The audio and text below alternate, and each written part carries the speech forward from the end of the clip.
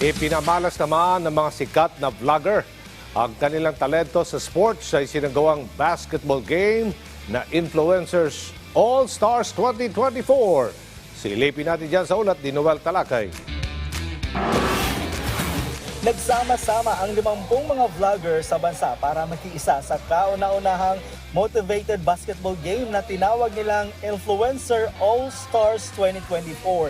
Lahat ng kasali dito ng mga vlogger ay mayroong mga 50 million followers sa kanilang mga social media at YouTube channel.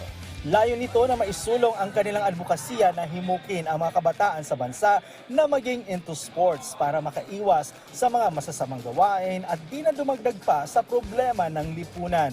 Influencers All-Stars 2024 Games ay nakafocus lang sa larong basketball. Kaya naman ang laro nila kanina ay 3-point shots na may kasamang motivational shots at 3x3 All-Star Game. Plano ng organizer ng event na ito na magkaroon ng mall tour sa mga darating na araw.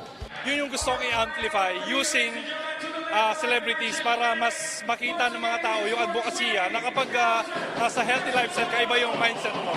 Ang future plans natin, syempre hindi lang ito para sa mga influencers. So open po ito sa lahat ng mga negosyante natin at syempre sa mga kabataan. Hindi naman pagod ang mga sumali rito na mga self-proclaimed influencer dahil ang nanalo ay mag-uuwi ng cash prize. Noel Talakay para sa Bayan.